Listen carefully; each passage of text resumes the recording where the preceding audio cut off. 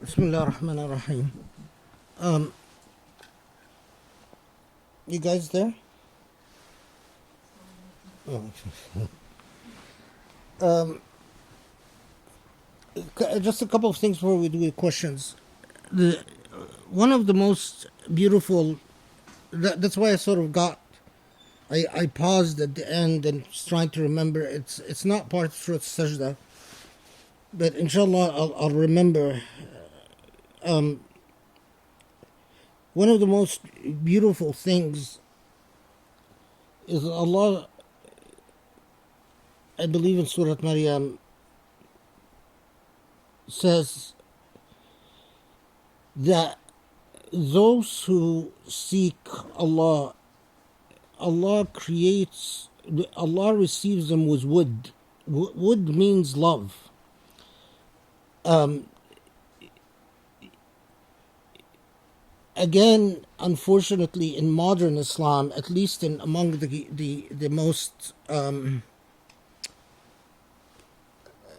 the forces that emerged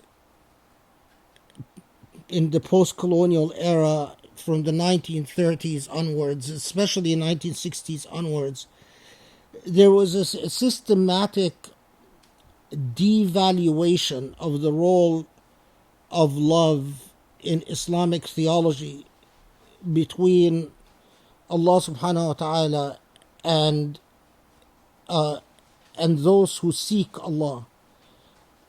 In the Islamic tradition, if you try to write a doctoral dissertation, there are actually a few. There is a book that came out about love in the Hanbali school of thought. It's very interesting because it looked at Hanbali scholars and what they say about love. There was a couple of other books published in English about the theme of love in the Islamic tradition. If you try to read everything that our ancestors wrote about love and Islam, it would be a challenge. I mean, it's very difficult to manage to read everything because of just how much there is. And if you compare it to the Western tradition, remarkably, the Islamic tradition produced far more treatises and texts and studies on love in its variety of forms, but especially divine love. And it's been ripped out of our tradition for a variety of reasons that we don't need to get into now, but it's been ripped out of our tradition, and that's a rather sad thing. But you can't. It would be difficult to understand Surah Al Sajdah without that essential component. That when you get to a point of tajafi al-madaja, or that you restlessness in sleep, you get to a point where you dream about your relationship with the divine. You dream, it plagues your dreams, and you wake up. There's a very well-known poem called Al-Atlal that talks about a lover, and it says, أيها الساهر تغفو تذكر العهد وتصحو وكلما التأم جرح جد بالتذكار جرح. That a person, who's in love, and they fall asleep, and when they fall asleep they remember their love, so they wake up, and every time their wound heals, memory opens up a new wound. You can take that image and graft it onto the developing of your relationship with Allah, and where Allah speaks to you to the heart, not through the sama', not through the basar, but to the heart. Because often a lot of people say, well, if there are so many hardships, so many tests, so many trials, so many tribulations, then why? Then what's the point of this? And you tell them perhaps something that they can't understand. The point of this is love. I'm in love. The point is that because I'm in love, there is no other choice. And I'm in love with the constant maker of beauty, the محسن الإحسان كله محسن والإحسان كله, the ultimate source of beauty. And in loving the ultimate source of beauty, I become beautiful. I see myself as beautiful. And I replicate beauty wherever I can and wherever I am. If you see someone who produces ugliness, regardless of how much they pray or how much they fast or how much they do the affectations of piety, it is impossible to be close to God and the beauty of God, and the outcome is to be an angry, vengeful, hateful human being. That's impossible. For those who walked the path and had the experience, they will all testify that when the union happens, when you finally, the veils are lifted and you see a glimpse of your beloved, the nature of reality changes and transforms. And it is not an exaggeration to say that Surah Al Sajdah is one of the most powerful vehicles that is available to you to achieve that. Oh, the other point before I forget, Sharif had, I told Sharif to make the point himself, but he wrote on his phone, because that's the way he talks to me, is he writes on his phone. He wrote on his phone, no, I will not make the point myself, because after this halaqa I feel like a kafir. That was not my intention. I didn't want him to make him feel like a kafir. But so the point he made after Surah Al-Rahman, and as you guys know, Surah Al-Rahman is Sharif's obsession. He's been obsessed with Surah Al-Rahman for many years. And he actually wanted another halaqah on Surah Al-Rahman, but, anyway. So that remember I made the point that the constant music of Surah Al-Rahman always ends with and فبأي آلاء ربكما تكذبان. And I made the point that sound in the world of music is a comforting sound. And Sharif, and I'm not going to make the point as well as he made it, because it says, is that this is, it reminds you of the sound that a baby hears in the womb, the sound of the heartbeat from the womb, which rhythmically is very close to Surah Al-Rahman. Is that a fair presentation of your point? Okay. I think you said it better.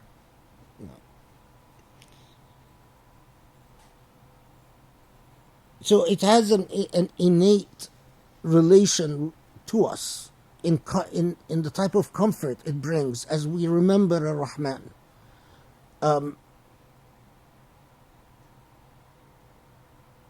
Okay.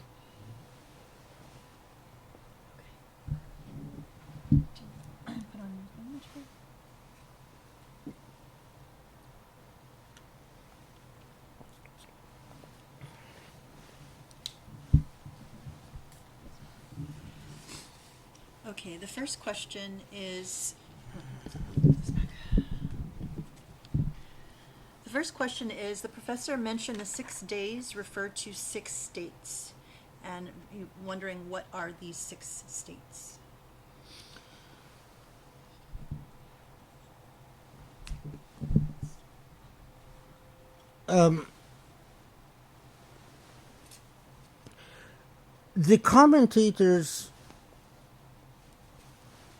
The commentators would emphasize, like for instance, Tafsir al-Razi, أحوال ستة, but they did not know what these 6 stages are, or 6 states are. The point I was making is that it's, I don't want to emphasize it too much, but it is rather interesting that those who the form of the creation of living matter through the Big Bang Theory and what follows after the Big Bang Theory and the expansion of the universe, talk about 6 main stages for creation. And of course, that insight comes from outside of Islam, and it comes much later than the Mufassirun spoke about. And if you want a good summary of that, watch that video. There is no conflict. Just type in "there is no conflict," and there'll be a whole bunch of videos by this group, and one of them talks about the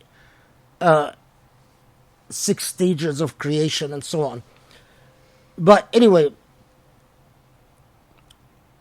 the reason that they said ستة أيام تعني ستة أحوال, that there are 6 stages rather than days, is, and it's, I mean, if you best represented, I think, by Razi, and also Al-Mataridi does really an amazing job explaining it, is that he said they basically go back to,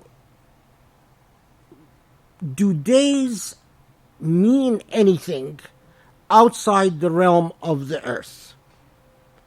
And you reading the Quran comprehensively, and and also some hadith, but basically that once you get beyond the evolution of the revolution of sun and moon and earth, and the alternating between night and day, a day has no meaning. There is no day. And they had the insight and probity basically to say, well, if you look at the entire tradition and everything that the Prophet ﷺ said, as well as what the Quran says about ayyamillah, the days of God, the Quran is consistently uses the word ayyam as beyond, when it talks about beyond earth, as a state, a condition, not as a day. And there's also in Arabic usage itself, ayyam doesn't necessarily have to mean days. It could mean days, or it could mean conditions. So if you say ayyam Muhammad, it means Muhammad's condition, or the conditions that surround, circumstances that surrounds Muhammad, not the actual days. So that's the origin of, or the basis for saying that there are 6 stages, because a day is not a day. There is no day beyond earth. Beyond earth, the very idea of time changes completely. And they read the Quran closely enough to notice that the Quran doesn't even recognize in its speech patterns future, present, and past when it talks about time as perceived by God. And that's a very big point. I mean, there's a lot we can say that the linear progression of time when Allah speaks about time as perceived by God, time is no longer linear.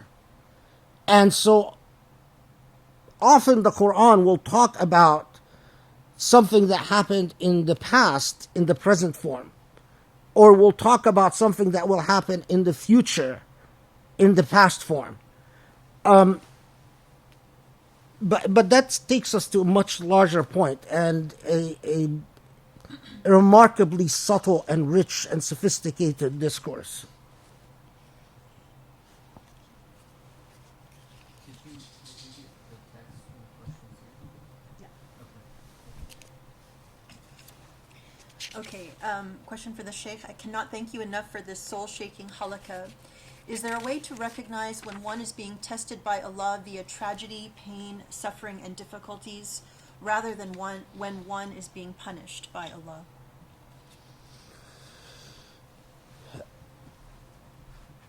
Okay, your hearing, your sama, and your basar, and your empiricism will never be able to differentiate between the two. These are faculties that are often stumped. They're often very confused when it comes to understanding the divine will.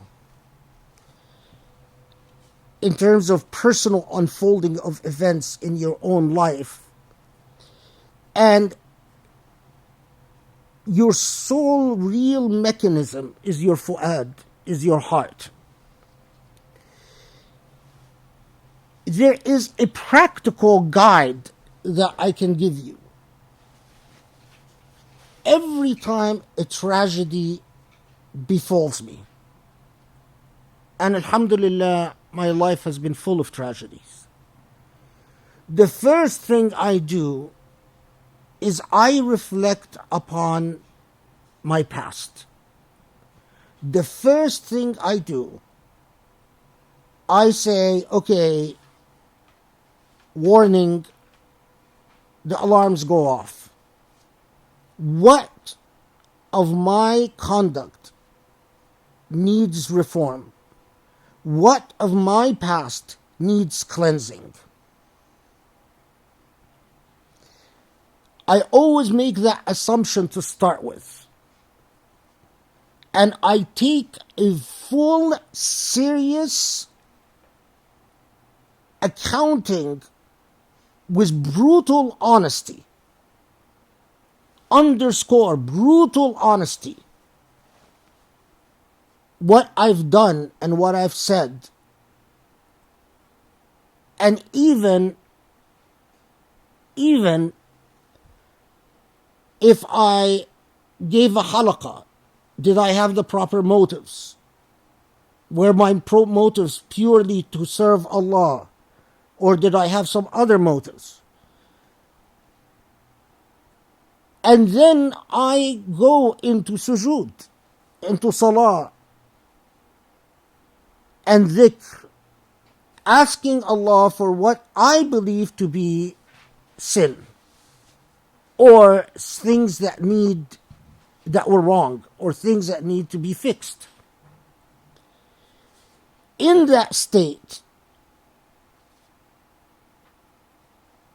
your fu'ad, your heart, if you're sincere, and Allah knows you're sincere, you will get a fatah. You will get a futuhat, plural. You will start seeing whether in fact this is to expiate for sins. Allah is cleaning you. And if Allah cares about you, Allah wants you to pay for your sins here, not in the hereafter. Or Allah wants you to draw nearer. And they're not mutually exclusive, by the way. So there are many times where, because of tribulations and all types of problems, I've worshipped more, I spent more time in dhikr. I've spent more time in ibadah, where I've strived harder. So it becomes a dual thing where presumptively I say it's because of my sins, but practically I draw closer to Allah. Now, eventually, my fu'ad, my heart, knows or is at peace with what I believe were sins that called upon me what I deserve, and what are things I'm at peace with. The thing is, the most transparent human beings and the most at peace are those who clean out things. They don't wait until the infection festers and spreads. They don't wait until their sins accumulate, until they are a bundle of contradictions and complexities and inconsistencies, until they no longer even understand themselves, because things have just accumulated and become so complicated. They clean, it's like clean house, first by first. And the peace that comes from that is that you've confronted everything in your own life, and you've held yourself to account before Allah holds you to account, and that your heart reaches a point where you know when Allah is calling upon you. So my advice is always presumptively say, okay, what have I done to deserve this? But don't flagellate yourself. That's not the point. The point is to clean, is to hold yourself accountable, and to know that Allah is most forgiving, and to give people their due. So, if you go back and you realize you weren't fair with your brother and sister, or you took someone's property, or give people their due. Don't think that there's forgiveness when you haven't given people their due. Forgiveness, when it comes to the rights of other human beings, is often contingent on what these human beings will forgive or not forgive.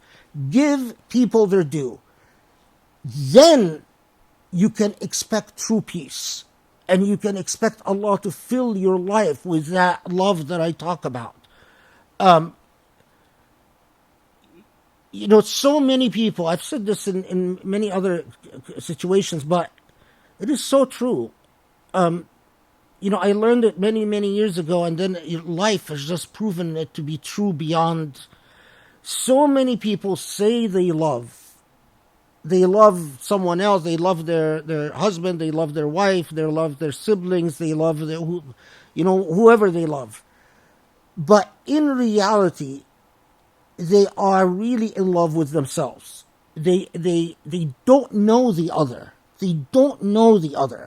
They create an image of the other that they project, and then they fall in love with that projected image because it satisfies their ego. So in reality, they don't even know what love is. Same thing with Allah.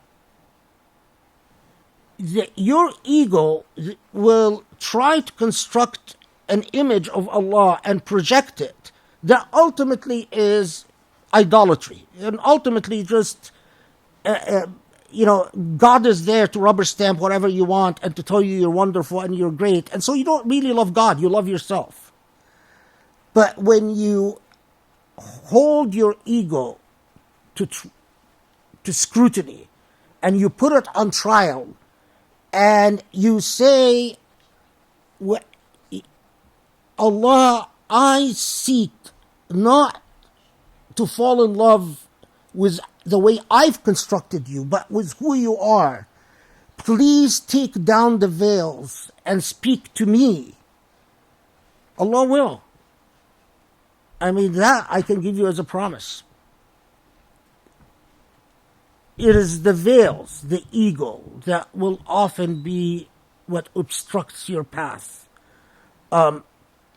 Humility is beautiful because humility with other human beings makes other human beings love you. And humility with God makes God love you. And humility with the universe makes the universe love you. And humility with nature makes nature loves you. For God's sake, even humility with my dogs makes my dogs love me. Humility was everything. Put your ego in its place.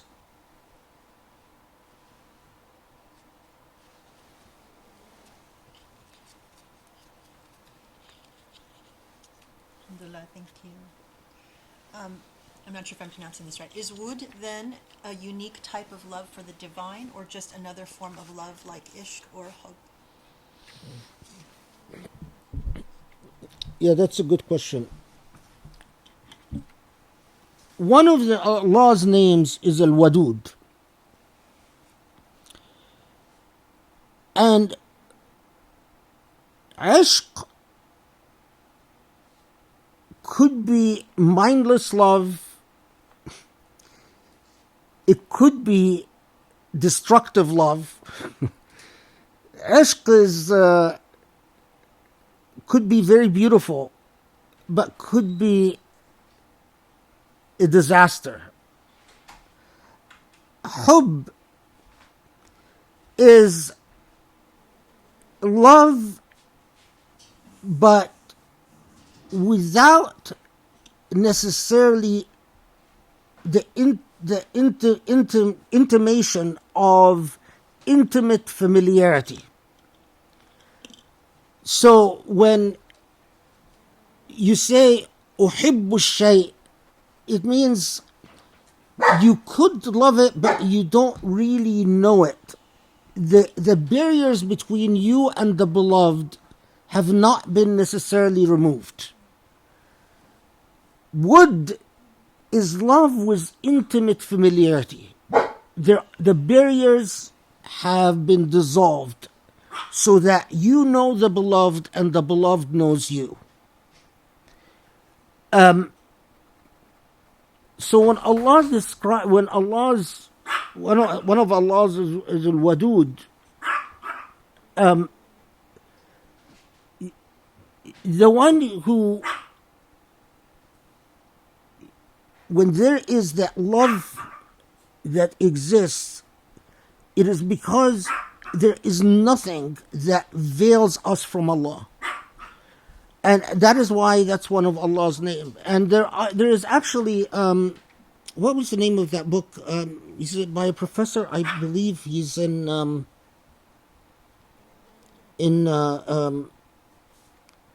where is that place that I went and lectured? Do you remember when I went and lectured where Ibn Haddad used to teach and Georgetown? no,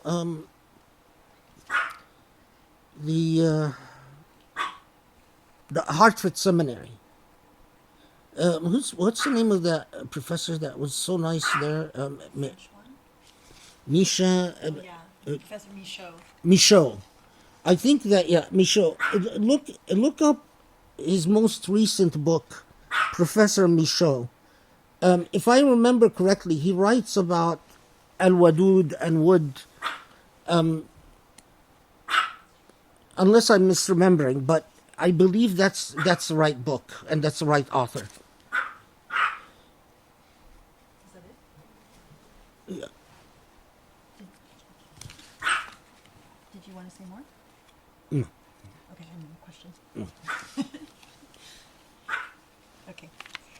The task at hand, the goal of being gifted yaqeen, or certainty, is daunting.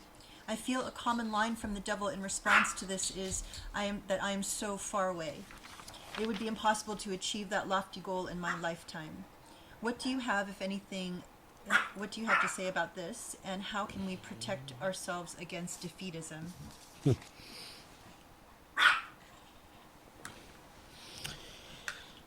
Remember, defeatism is illogical. Defeatism is as illogical as suicide, because suicide, let's assume that, okay, the hereafter is there. Let's assume that it's as I, and inshallah you believe as well, that the accountability is there, the hereafter is there, and you take yourself out of the game, and then you go confront, you escaped one reality, and you're gambling on a next reality, and you really have no clue whether it's going to be 10 times worse than the reality you escaped on this earth.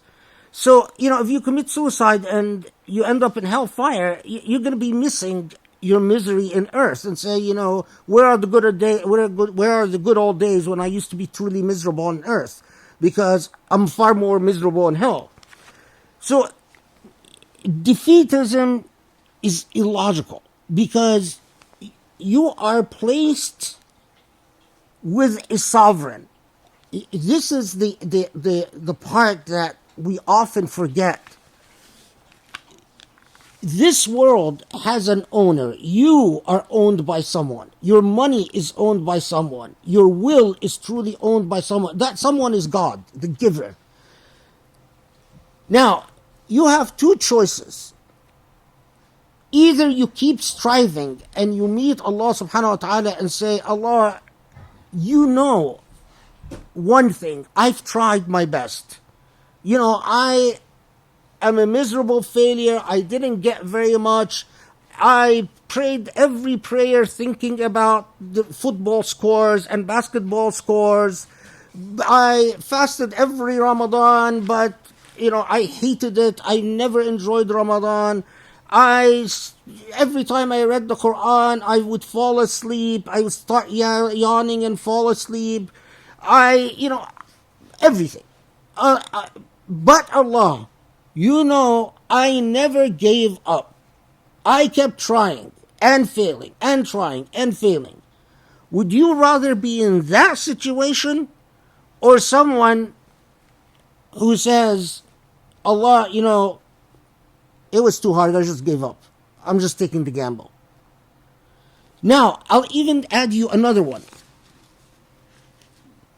Would you rather be someone who says in the final day, Allah, I've tried. Every freaking day I tried. And, I was thinking of basketball scores every salah. Or someone who comes and says, smiling, Allah, it all came very easy to me. From the time I was a teenager, I would say Allahu Akbar, and I would start praying, and I would see lights and hear music, and I would feel my heart jumping. I never had to work hard one day in my life. Who would you rather be? That's the answer. I would much rather be the loser. Because if I'm betting on Allah's justice, I think the loser is going to get a far bigger reward than the one who gave up and the one who was hearing music and seeing lights from the first time they tried. So, part of your relationship with Allah is to say, I don't control the results. I've been given a genetic code. I've been given life experiences and circumstance. I have whatever I have, for better or for worse. And the only thing that I know, that I worship an absolutely just God. And also I worship an absolutely merciful God. And what I will count on is the honor of effort. And believe me, that is what I'm banking on as well. Part of this is that you never reach a point where you feel that it's enough. You never reach a point where you say, okay, I'm there, alhamdulillah, I can now rest. It's effort. That is why jihad is an honor. And that is why when Allah promises al-mujahidun, those who are in state of jihad, those who are constantly putting in the effort and constantly trying, that's far more honorable than getting it all easy.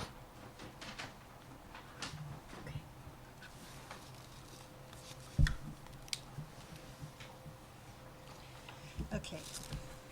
Eid Mubarak, may Allah preserve you all. In Ayah 4, time for God comes up again with the stages through which Allah created the universe. My question is specifically about when Allah says thumma stawaa, or thereafter he established himself on the throne. The term thereafter seems deliberately different and an emphasis on the passage of time. Or is this rather to be understood as thumma, thereafter, meaning subsequent but not necessarily in time? Why does Allah use thumma? Yeah, that's a good question. It's one that, if you look at books of tafsir, go into considerable length about thumma stawa and that particular grammatical expression and what we take from it and what we understand from it and so on.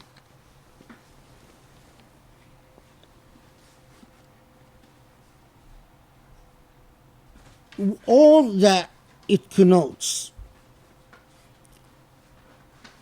is that as life on this earth, in relationship to the affairs of this earth, because we don't know what other lives Allah created and what other planets. We just know about this planet. And that thumma stawa ala al-arsh means then Allah, if you will, assumed the mantle of management, or Allah assumed the mantle of sovereignty.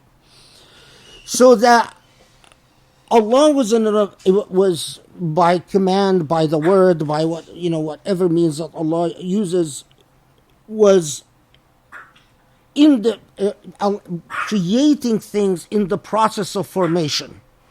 But after that process of formation became a new stage, and that is the stage of management. Now, the reason that the tafsir go into long discussions about it is because of an old theological debate as to whether, if Allah is supreme and immutable and unchanging,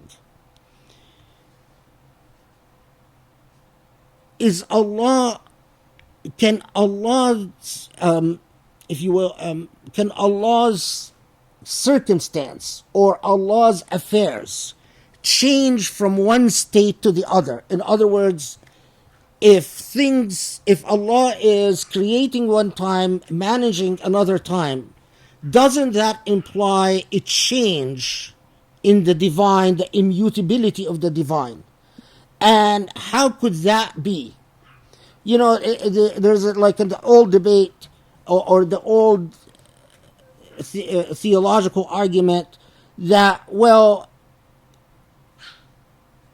if Allah is merciful and Allah is loving and Allah is all the Asma'ullah al-Husna, well, what was Allah's status before creation?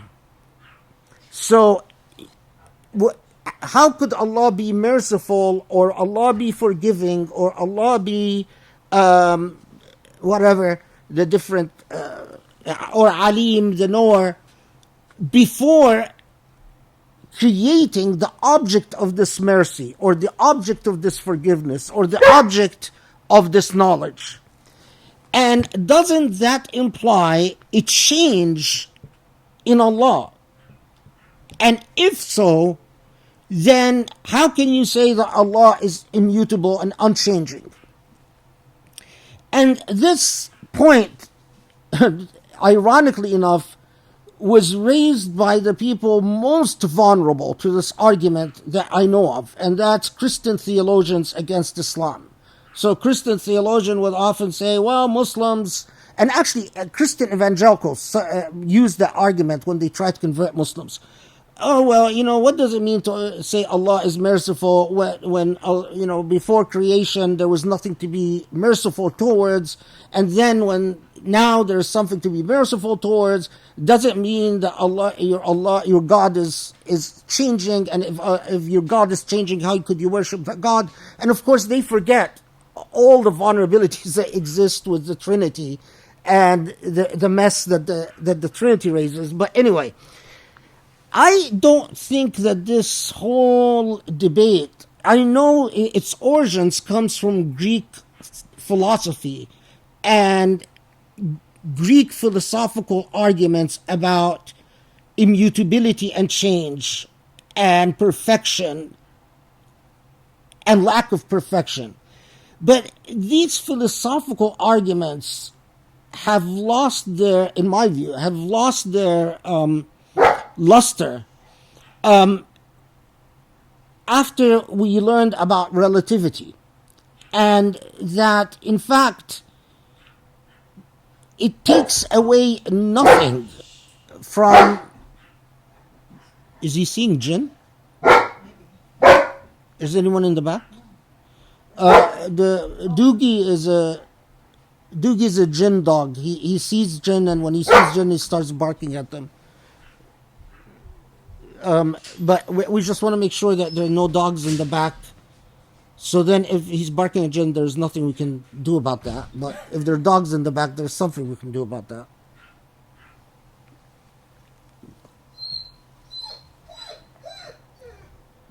What are you barking about? What?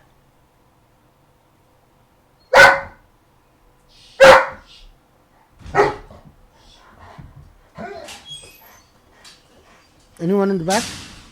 So he's probably barking at Jim. Okay. Anyway, so that I think that argument has lost its luster because it doesn't compromise God's immutability at all, as long as we are talking about the potentiality. In other words, God was merciful because God had the perfect potentiality towards mercy, even if there was nothing to be merciful towards. And the fact that God played the role of a creator and then the role of a sovereign over creation, from however we understand stages beyond time and beyond our space. And we really can't. And that's the real challenge. It's that our entire consciousness is so wedded to our empirical physical laws that once you strip them away, then can we really talk about a time in a linear fashion? We have no experience that qualifies us to even start to conceptualize things beyond our empirical laws. And that's why we come to these points and we say, the most we can say is that I don't know. We understand it to the extent we can understand it, and we believe in what we are empowered to believe in as a matter of faith. But precisely how, what I do not accept in this argument are those who actually, argued. You read some very, I consider troubling things. That the throne of God is carried by 3 angels, or carried by, the angel this and angel that, and the throne of God has a head like this and has a wing like that, and all of these traditions are are part of the mythology of the medieval mind. I just don't accept them. I think it it's exactly those who attempted to project onto God themselves and then fall in love with that projection. And that's actually what happened with Christianity. I mean, they couldn't conceive of loving God without a human embodiment that suffers for their sins. And, then the rough love affair with the very good-looking, white-looking, mind you, handsome, white-looking Jesus. As I said in one of my khutbahs, it's a Jesus that you have a crush on. You don't worship, you have a crush on because he's so good-looking and he's white. Of course, Jesus, looked like Palestinians, but they'll never have a Palestinian-looking Jesus, and who's, the complex of the white man. All dark-skinned people want to fall in love with white-skinned people, and that's a racial matter. No.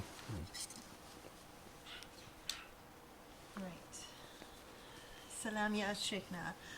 I just wanted to express my sincerest gratitude to you. I recently lost my son on the night of your pilot halaqa, and whom Shayan had graciously asked you for naseeha on our behalf at a recent Q&A.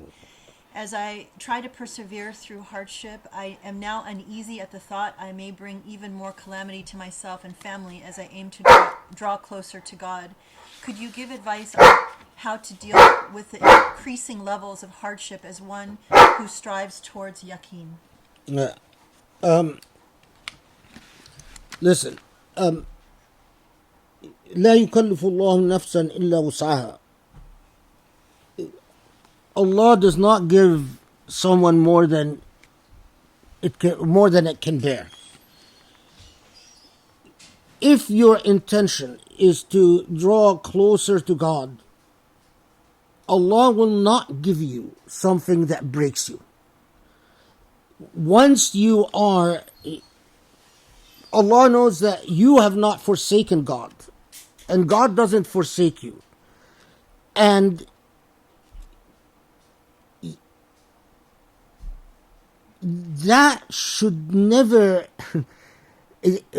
for one thing about the loss of the child, I gave a khutbah where I told the story of Malik bin Dinar.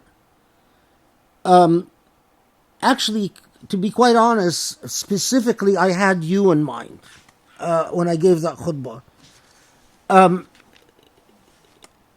Malik bin Dinar, he started out his life employed as a soldier, serving the state.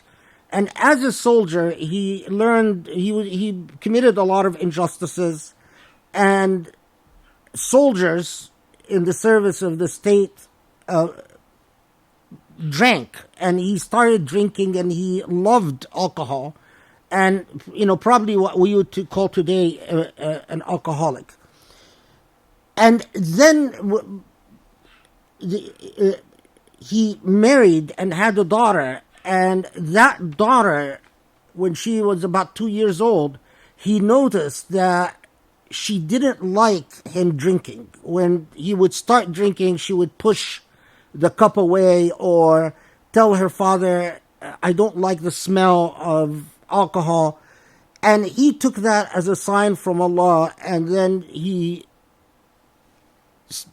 worked towards stopping drinking, or he stopped drinking altogether and started praying and so on. But then his daughter got sick and died, and when she died, he had a complete collapse and went back, stopped praying, stopped practicing, went back to drinking. And then he had the dream that was transformative in his life, in that he saw his daughter in the dream. He saw the hereafter, and in the hereafter he was being chased by a snake, a monster, and and there was an old man, and the old man was powerless to help him to save him from that monster that was chasing him, and he keeps running away in terror and the monster until he enters into an area, and there is his daughter. And then his daughter chases the monster away and tells him the what became a part of memory, that the demon that you saw that was chasing was the embodiment of your evil deeds, and the old man that you saw was the embodiment of your good deeds. And unfortunately, Baba, your good deeds are very weak.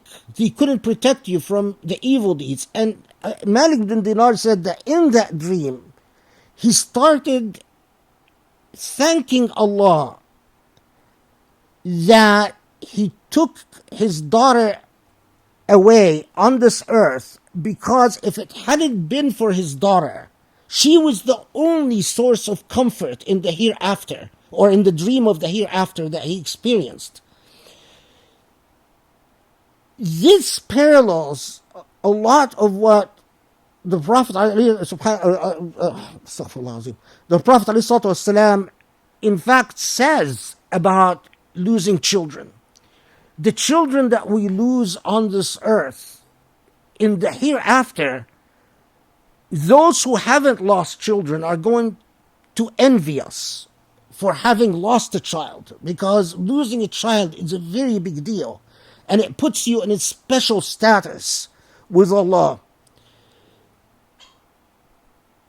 With all the pain, look forward and know, and the driving force is that you know where your daughter is going to be. As a child, she's going to be in Jannah. And it's a very simple thing. The true tragedy is that if you end up not in Jannah, because then your daughter is there and you're in a very different place and you will not be together. The driving force is you want to be together. And you know where she is. And the whole challenge is to join her. That's what should be central in your mind. All the rest are details. Don't worry, don't micromanage God. One of the things that we do that is not polite with Allah is to say, Allah, I'm scared of you. I don't trust you. I think you might trick me. You might trip me up. You might... That attitude is an indication of being on the wrong step. The right step is kun hasan al-dhanni billah. Think well, because Allah says, I am where a human believes I am. Ana inda dhannu abdi bi. So if you think ill of Allah, then that's the treatment you get from Allah. If you think Allah, like for instance, one of the things that I've stuck in my memory is my mother, who has had her share of hardships in life. Allah knows. She had absolute trust. I remember we would say things like, we didn't have, when you reached 18 years old, you would lose your iqama, lose your residency right in Kuwait, and we couldn't go back to Egypt, and we didn't know if we were going to get a visa to the US, and even if we got a visa in the US, what happens after our visa expires? And if we go back to Egypt, I might end up in prison. If I go back to Kuwait, Kuwait will not let me in because I'm over 18. And so I would tell my mother, I don't know what's going to happen to me. Once I reach 18, I lose my residency in Kuwait. I am no longer attached to your residence, your residency papers. I don't know if I'm going to get a visa to the U.S. Even if I get a visa after I finish college, if I go to Egypt, I'll end up in prison and tortured. And if I go back to Kuwait, Kuwait will not let me in. And she would always say, I have absolute trust in Allah. Allah will take care of you. Now that's real iman. And truly, whatever came from Allah, she was happy with. She had worked all her life, saved a lot of money to retirement money, put that money in a bank, and it was an Islamic bank. This was her entire retirement fund. I mean, she didn't have what do you call them when you retire? IRA. Yeah, she didn't. None of that existed. You're not going to get a check from the government. There's no insurance. There's no social security. None of that. So the government, with its infinite wisdom, decided to steal all the money owned by Islamic banks. So the government came and confiscated all the money overnight. All the money she saved over 20, 30 years working in Kuwait was gone. I never forget,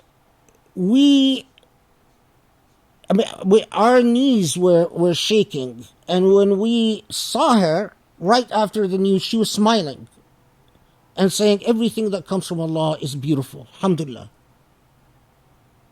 Aren't you worried about Allah will take care of us. I have absolute trust in Allah. Allah will take care of us. That is beautiful.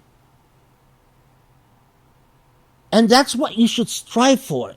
If you treat Allah with beauty, Allah treats you with beauty. I mean, I'll tell you just...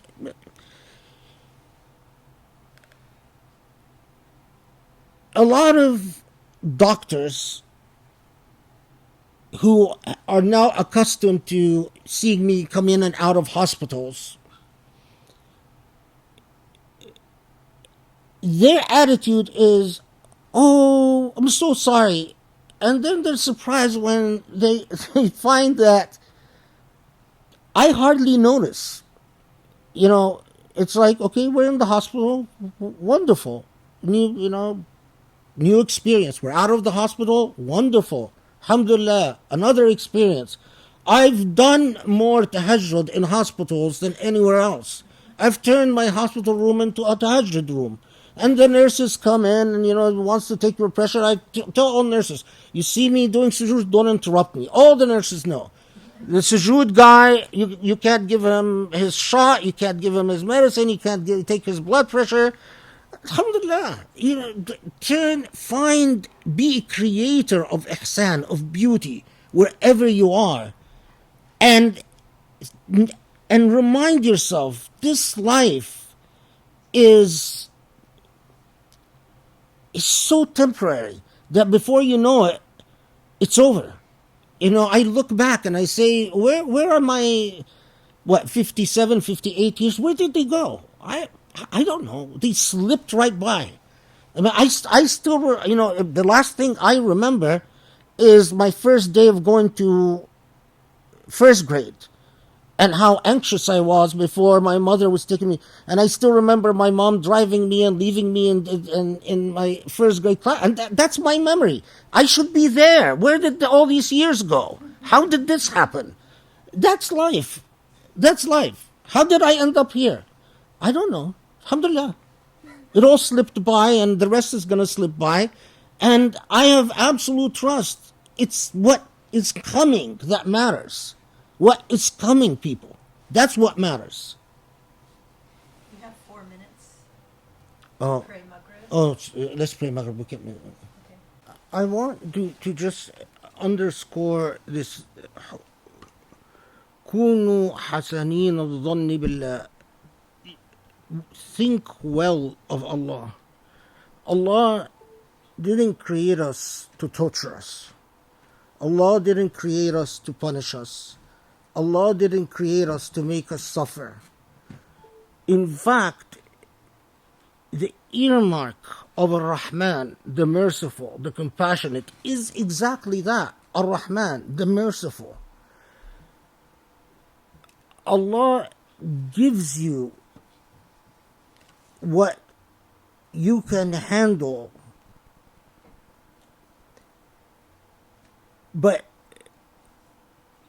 and the companionship that I talk about, when the Quran talks about the تَتَجَافَى جُنُوبُهُمْ عَنِ الْمَضَاجِعِ, those people who seek Allah's companionship, the nature of this companionship is the experience of tranquility and happiness. It's not that you become miserable with this companionship. It would not make any sense if I get closer to Allah and I experience misery. It's exactly the opposite. You get closer to Allah, and the overwhelming experience from that relationship of closeness is something beautiful, is unadulterated beauty.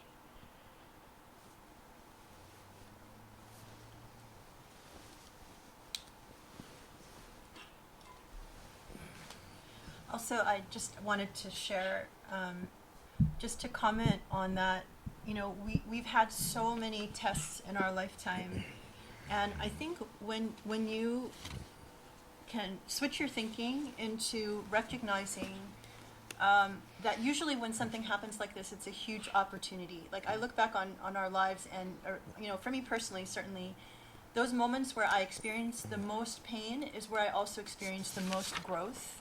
And oftentimes you don't really realize it until you come out the other end and you look back at what you learned and how you advanced, and that there oftentimes is not a way to achieve that level of advancement at that speed without that experience. And when it happens time and time again, and you start recognizing that, okay, something really difficult is happening, what is it that I'm supposed to learn here? You know, you trust that it's not going to be more than you can handle, but you start thinking about, okay, I know that there's something to learn here, and that Allah will help me through it. And it's like, this is one of those things again where it's like the experience sort of teaches you, you know, when you've come out the other end enough times, you start saying, okay, I can do this, I can survive it. And for like the things that we're working on now, I oftentimes will see it as, okay, this is the way that sometimes that Shaitan is coming in to prevent you from doing what you're supposed to do. Because if you're put in a really difficult situation, you have a choice, is that you can direct all of your energy towards anxiety and worry and stress and things that really don't change the situation. Or you can recognize it for what it is, you know, a chance for growth, but also like, okay, I'm not going to fail this because I don't want to lose out on the opportunity of fulfilling my potential. I want to still be able to move forward. And so, you know, like I remember the example of the professor's mother, which is that so many times she had so much hardship before her, but she always just accepted with full happiness and peace. Like it was just part of what it was. And I think I learned from that just how important your attitude is about just accepting this is part of the test, it's part of the growth, and alhamdulillah, you know, and then nothing actually pushes you too far. You just, you know, if you can always accept that this is part of life, part of everything, it just gives, it actually tempers your reaction. It gives you a lot of strength and mizan, and also just, you know, nothing should surprise you. It's like, here it is, okay, we're going to get through it, how do we figure it out? Yeah. And then, you know, it's so, and alhamdulillah, as long as you keep getting the tests, then you feel like, okay, at least God is paying attention and cares. So. Well, I mean, and would you, I mean, with everything that we experienced, would you replace any of it? I would not replace one bit of it, because if you recognize that, you know, who I am today is very much a product of everything that I went through, and had I not gone through that hardship, then I might not be as advanced as I am, and you know, or I might not be as able to handle certain things. And I remember, decade ago or whatever. I mean, these things, with experience you grow. So they used to really throw me off. They used to get me very anxious.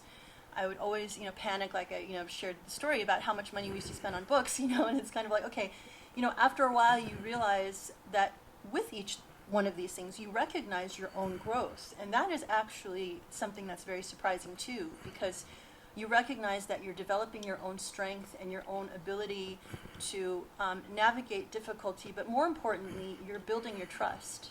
Because every time something like this happens and you get through it, you strengthen your trust in Allah, because you go back and you can see the divine hand in it and how God helped you through it and made you a better person, or more empathetic person, or more flexible person, whatever it is. And that's also what's unique, is that you have your own unique path of learning things, and it's like whatever test you're getting is unique to whatever challenge you need to overcome. So you see it the more it happens over time, inshallah. Okay, so congratulations, we've now passed the 5.5 hour mark. We're coming upon that, so we all deserve a special award for that, and especially the Sheikh. So I think we can do about 2 more questions, and then we can call it an evening, so the UK people can get to bed like before lunchtime. Okay, so this is a question about Surah Rahman, actually. The professor spoke of dualities within human beings. He mentioned the positive and negative sides. Is this duality always between morally positive and negative, or are there other dualities that are morally neutral? Does Allah give us a means of bringing balance to these dualities? And does the refrain, "Which of your Lord's bounties do you both deny?" speak to how we bring balance to these inner dualities?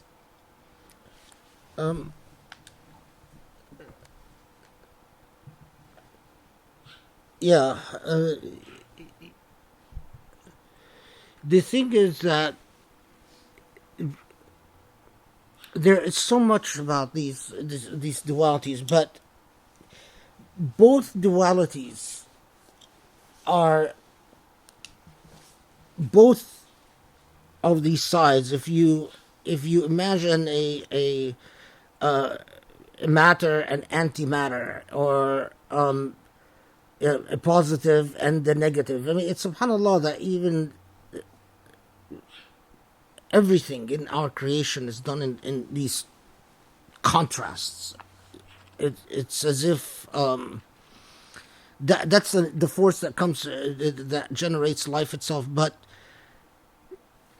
notice that both of them are capable of elevation and degradation. So when in Surah Al-Rahman it speaks to the two, it says, فَبِأَيِّ آيَاتِ رَبِّكُمَا تُكَذِّبَانِ, what can you both deny? So it's not even that while one is more prone towards a certain direction and the other is prone to the opposite direction, ultimately when it addresses both of them, it says, so what of the bounties of your Lord do you both deny? In recognition that you could actually, as a human being, end up with, the side, put it this way, the side that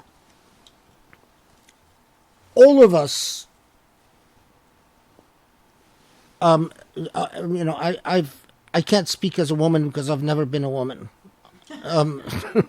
Unfortunately, I would have actually very much liked the experience of womanhood, but it's something that that you have a passion for learning, and you just have to accept that certain things in life you're not gonna learn, no matter how many books I read. Just anyway, you have a side that can be drawn towards tenderness and love, and a side that is drawn towards relishing in violence and chaos, and the opposite. You can degrade both sides or you can elevate both sides. That is why, for instance, among men, the reason I said the comment about women is that I'm going to say something about men.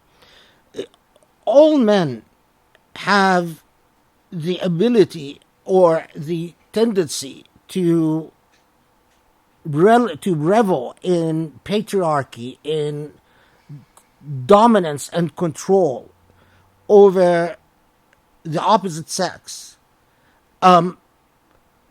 or to be drawn towards a, some call it the feminine side. You drawn towards being at peace with not exercising authority and control over someone who's different. You find, I often thought about this question from the field of human trafficking. Why are so many men drawn to violence, especially in human trafficking? What we see is the number of men who are drawn to exercising violence over women. So, actually attracted by violence. And these are the same men who could be capable of the exact opposite. It depends on what they've nourished within themselves. All of us have that latent ability within our dualities. You could be drawn towards the utterly grotesque or drawn towards the opposite. Now, you could elevate both so that, your violence, for instance, is it never steps into the immoral. So, your violence is wrestling with your wife, enjoying a playful wrestle. You're an elevated person. That playful wrestling satisfies that negative duality. Or alternatively, your violence is that you want to see, as we've, men that insult and humiliate and spit and urinate on women and do just horrendous, awful things. And that same man, could be a very nice father and a very respectable business person or a lawyer or a judge or whatever. And the point is yes, this is the same human being capable of both sides within these dualities. But either you deprecate both or you elevate both. And the real, where wisdom comes from and where tranquility comes from is when the two achieve a level of balance, a mizan between the two, that you are reconciled within the self. So you're stable. You're not drawn one way by one direction by whim or the other. You don't hear about one whim makes you go follow a guru that has formed a cult and give that guru all your money, and the excuse is, well, I have a beautiful side that wants to do good. Or alternatively, you don't go follow, a bunch of Satan worshippers that likes to sacrifice animals and human beings. What prevents you from going to one extreme or the other extreme is precisely that balance. But absolutely, there are people that within their dualities are in such a horrible place that when they do good, it's like, well, I gave the a little girl that's been trafficked a chocolate. That's the good I do. Obviously, their duality is very deprecated.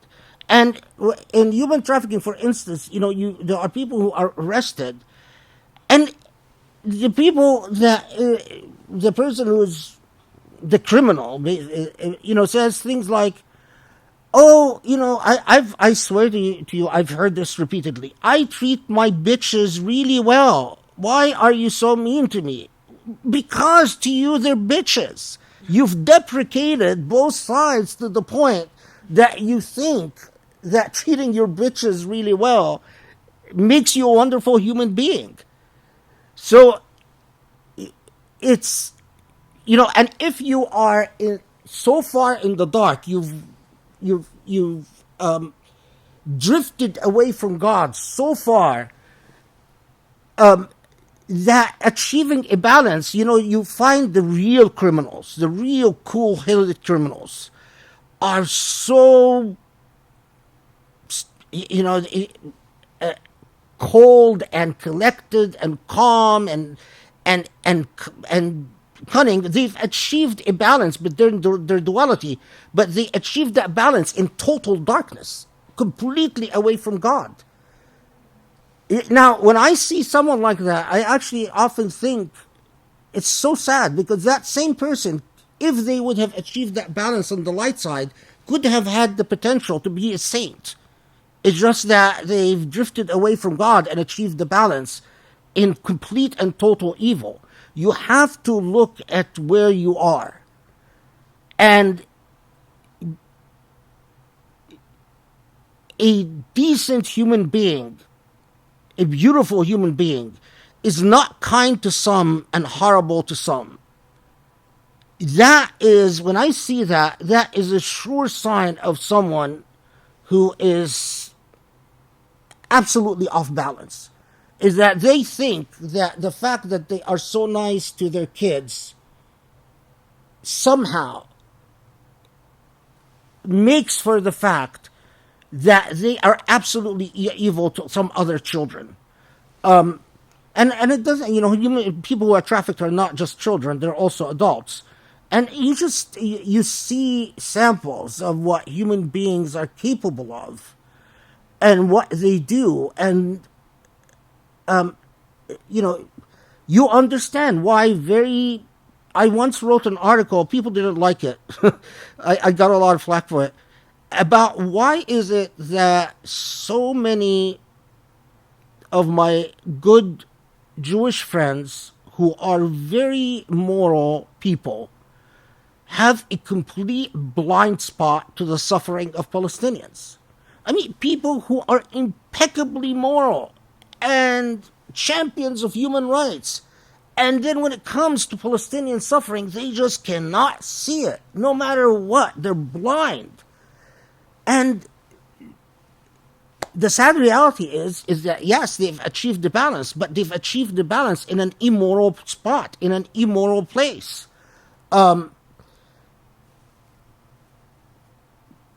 And they just don't see it, because they have anchored themselves in an immoral place where they've accepted oppressing other human beings because of historical claims or religious claims or just cause claims or whatever claims that we come up with to deprecate and control and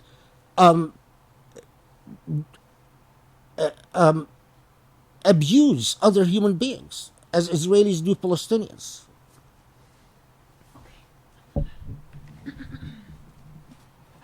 I remember during the Bosnian genocide, I had a Serbian graduate student who used to be a friend.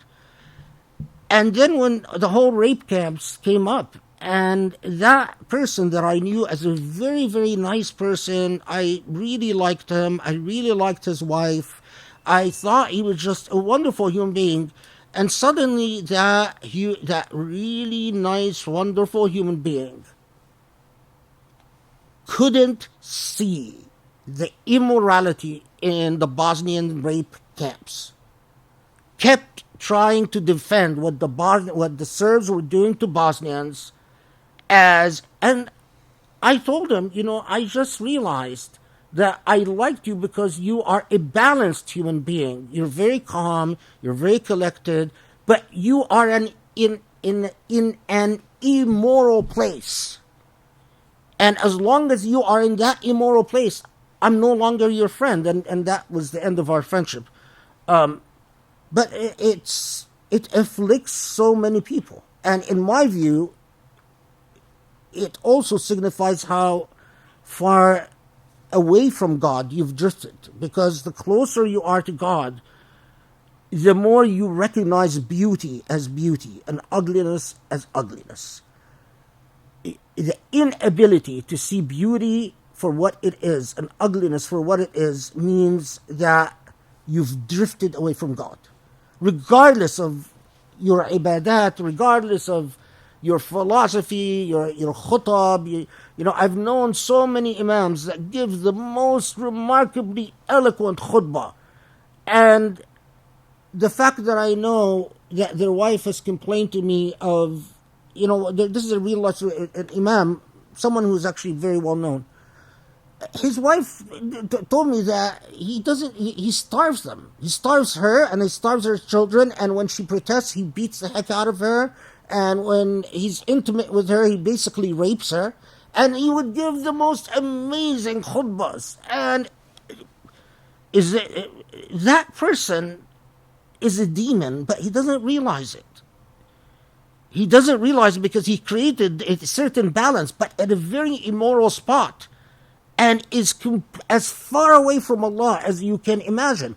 To him, to me, as I told him, he's more of a demon than someone who says, I don't believe in God, and I'm open about it. You're more dangerous. Of course, after that confrontation where I told him you're a demon and that you're more dangerous and that what he did is that he sent his wife and children back home and remarried a young convert. So in other words, he got rid of the problem by just getting rid of his family, and I don't know whatever happened to them. But that was the end of our relationship, obviously. That's why I'm not liked very much. I mean, yeah, I have a history. I don't blame people. I wouldn't like me either. It's okay. Alhamdulillah for that. Yeah, good. Okay, last question. My question is not related to Surah Al Sajdah, but related to several surahs in the Quran on Hajj. Why is it that when the Quran talks about the obligation of Hajj, it uses nas, all human beings and people, instead of mu'minun, the believers, like in other forms of obligation, like praying and fasting, where the invitation is directed to the mu'minun? I'm asking this especially in the context of my reading of the Sirah, in which Hajj was practiced or was fulfilled by both mu'minun, the believers, and non-believers alike. Is the calling for all human beings here, can this be interpreted as the possible invitation for all humans now? And related to this, could you talk a little bit about the ruling on visiting Mecca, especially the Al-Haram area, as a visitor, not to stay permanently, but for non-Muslims?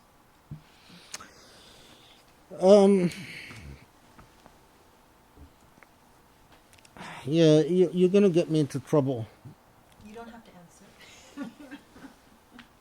answer. Well, here's the reason that وأذن في الناس يأتوك رجالا على كل ضامر يأتون من كل فج بعيد. Remember that the Hajj was established from the prime of the Prophet Ibrahim alayhi salam, or Prophet Ismail more specifically, because that's when they built the Kaaba, and the Mecca became known as a center for Hajj, for people of all types of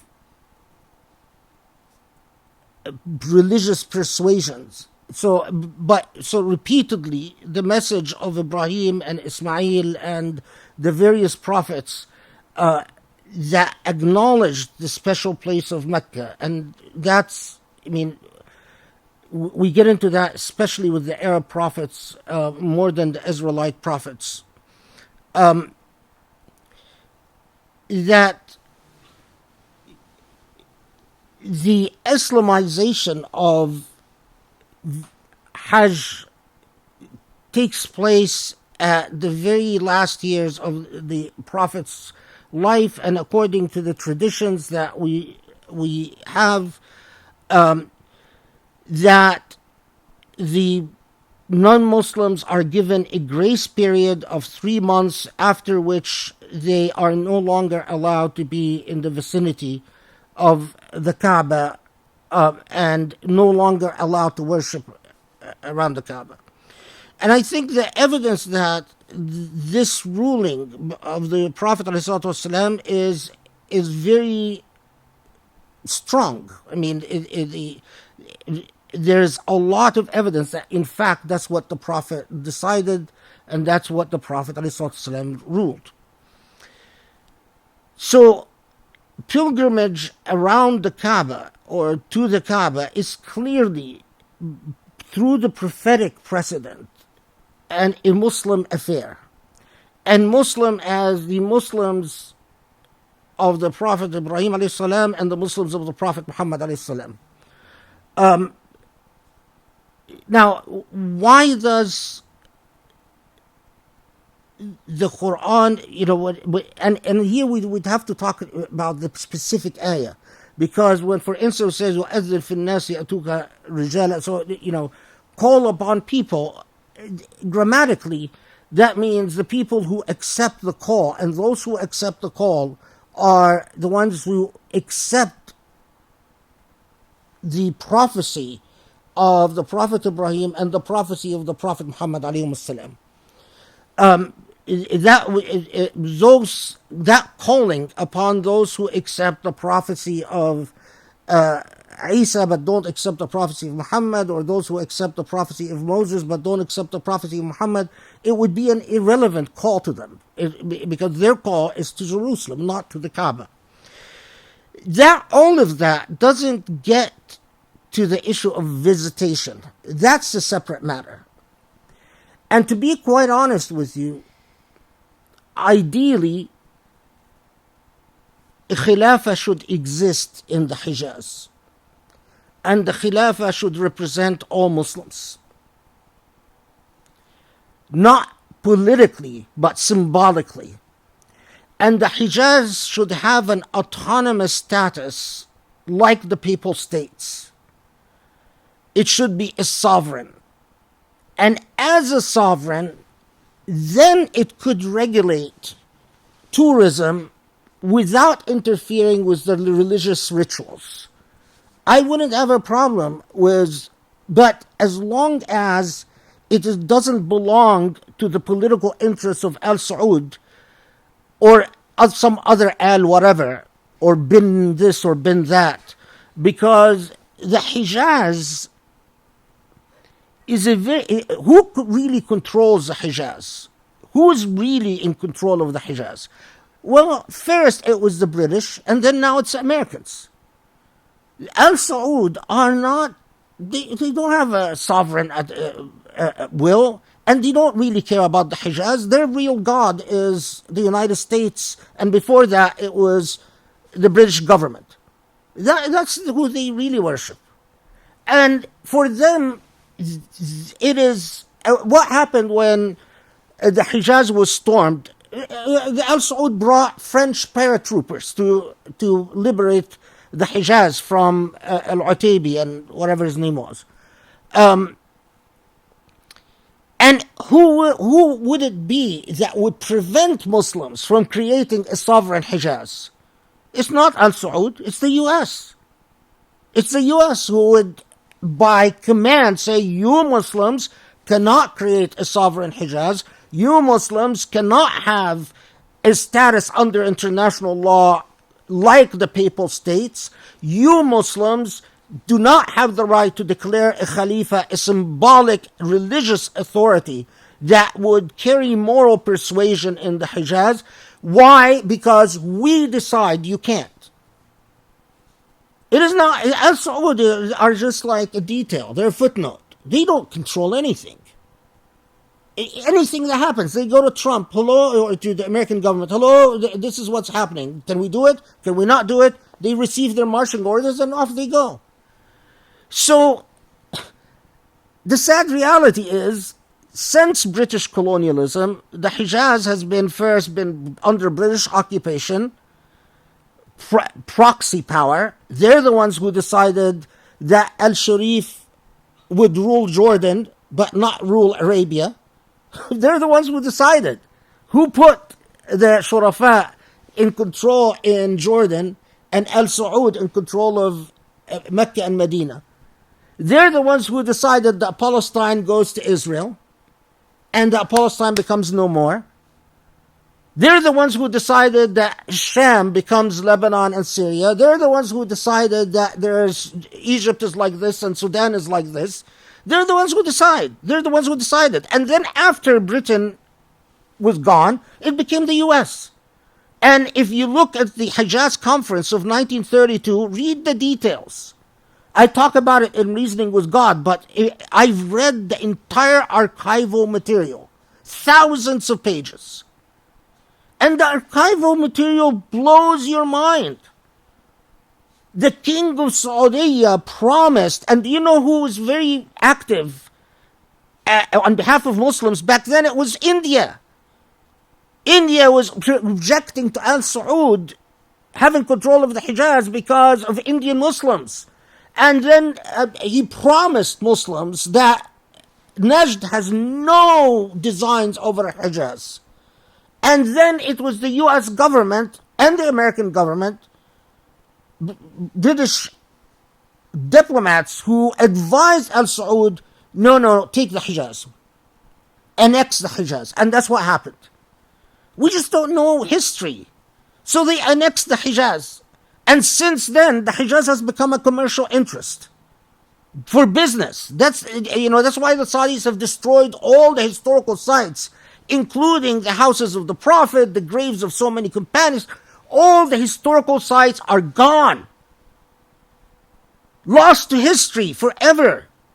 I mean, if you find a stone from the house of the Prophet ﷺ, you would place it in the most revered place in your home, and you would cry. You would sit next to it and cry night and day. Those people destroyed all this stuff and threw it in the garbage, because Al-Hijaz, Mecca and Medina became a commercial interest. I mean, what was the question?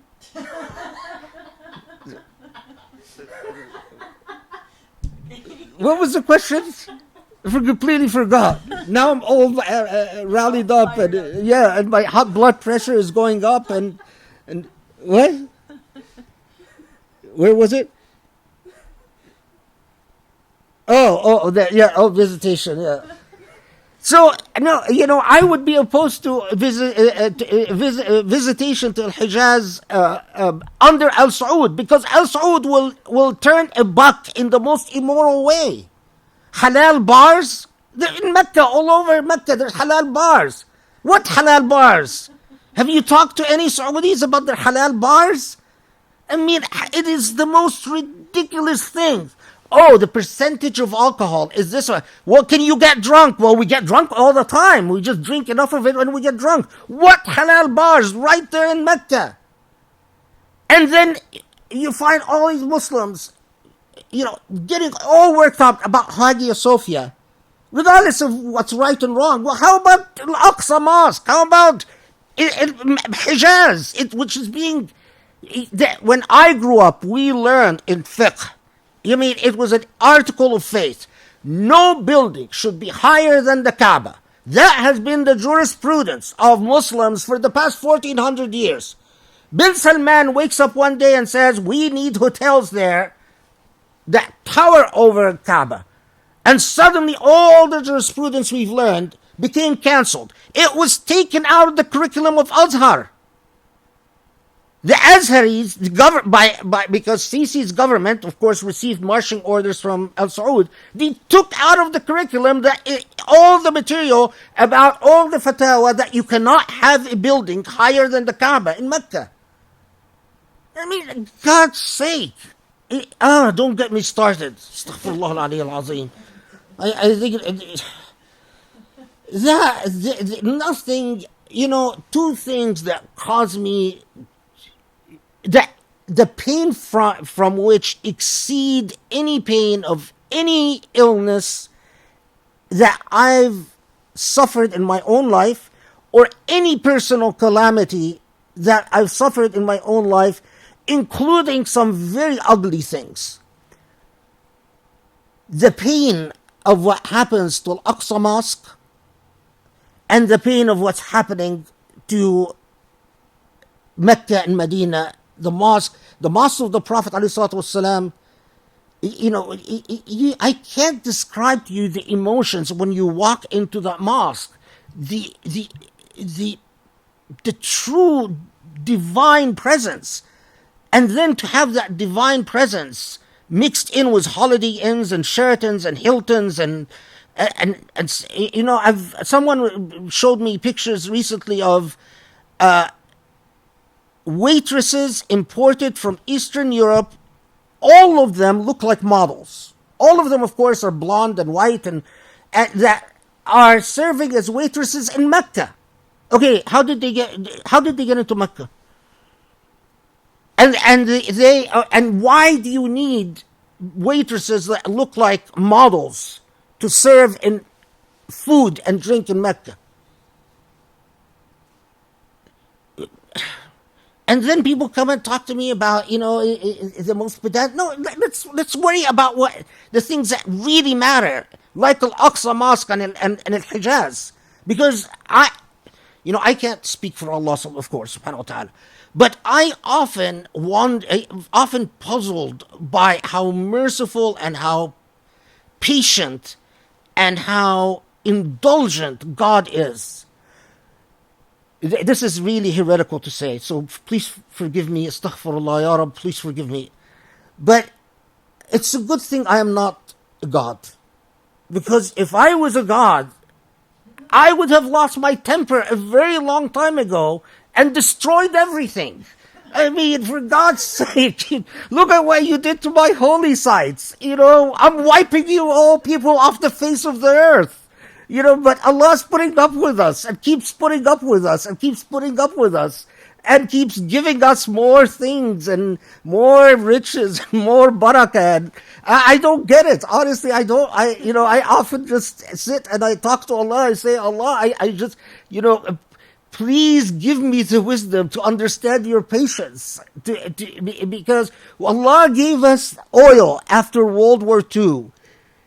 With that oil, we could have reclaimed the Islamic civilization in a way that exceeds the achievements of the Abbasid civilization.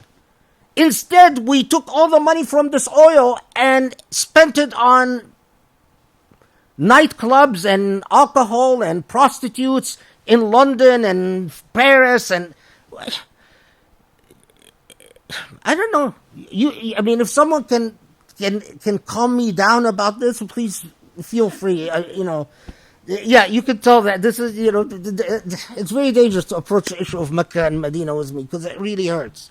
And every visit I see, first time I visited, Allah is my witness. I saw with my own two eyes and actually walked with my own 2 feet. A place dug where the companions of the Prophet ﷺ used to swim. They would fill it with water on hot days and sit to cool down.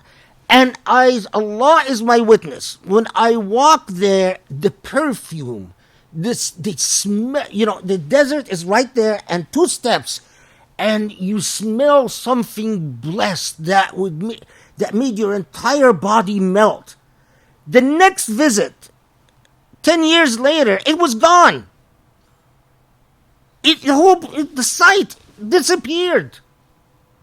And then, now, of course, they give me, I get sent regular lists of what other places have been destroyed. And I can't tell you the number of nights I've cried. I spent a good part of the night crying because a new structure that belonged to the companions or the Ahlul Bayt has been destroyed. For what? For the Hilton and for the Sheraton? Oh my Lord. And then Allah is still patient with us. I don't know. And if we do this to our sites, then the Israelis say, well, why should we respect the Aqsa Mosque? If this, you hear people of authority and influence in the Saudi government say, oh, what is so special about the Al-Aqsa Mosque? The Aqsa Mosque is not really that important for Muslims. In my book, that's a disqualifier. That's enough to say, okay, you are no longer qualified to be the caretaker of the two holy shrines. But we just keep going like nothing, and then we say, why is Allah not answering our prayers? Astaghfirullah. I think I'm going to need to pray long and hard tonight. What's wrong with that? Yeah. I have 2 words. Thanks, Zezin. Oh, of course, yes, it's Zezin. That has to be, Zezin that has to come up with, because he knows that this is the stuff that really, the tears. Alhamdulillah. May God forgive you and God thank you, Zezin. It was a very good question, but man, fired him up. Okay. So, as long as we dream of it, it's a possibility. Dream of the symbolic khilafah, the khilafah in the Hijaz, and you never know what history will bring. And maybe if enough of us passionately pray for it, maybe Allah will give it to us instead of giving us oil. so you did kind of answer the question about the symbolic caliphate. Then. Yeah, I have much more to say about it, but to be continued. Okay, so we did it. We've crossed the 6-hour mark. Thank you so much. May God bless all of you. May Allah truly reward you and make it in Mizan Hasanatikum Ya Rabb. You are amazing. I can't believe that you sat there for 6 hours, and I mean, and you don't even get an ijaza or a degree or a certificate or anything at the end of that. So may Allah truly reward you. Got a lot of hasanat, alhamdulillah. So let me just see. Let me look at the comments here. It says, I pray you all get to see Al-Aqsa. Ya Rabb. Ya Rabb. As soon as possible. Something about gold toilets for the royal family. I'm going to skip that comment. You did the hard work, Professor. Time never flies so quickly as in these halaqas. We are lucky to sit here and listen. Thank you so much for everything, Ustad. Thank you so much. So, alhamdulillah. May Allah bless you all. Barakallah feekum. And pray that Allah guides me about the rest of these halaqas, or that Allah sends more donors that make the decision easy, or Inshallah. Pray for us. I love that. Actually, I really like the idea about having milestones where, like, for every certain number of donors, then we can do a halaqa. That's true. I think that makes a lot of sense and creates a lot of momentum for fundraising. So that's a really good idea. Inshallah. Okay, so wonderful to see all of you. Inshallah, we'll see you next week for the khutbah, and then I hope you'll join me on my international tour, and we'll be in touch. And I just want, if there's a moral bond that is created between a teacher and students. So for the people who consider themselves regulars, if any of you want to write me, in due time I will respond. I owe you that for the effort that you've put in. That bond starts forming the more knowledge we share with each other, because that's the greatest and the holiest bond.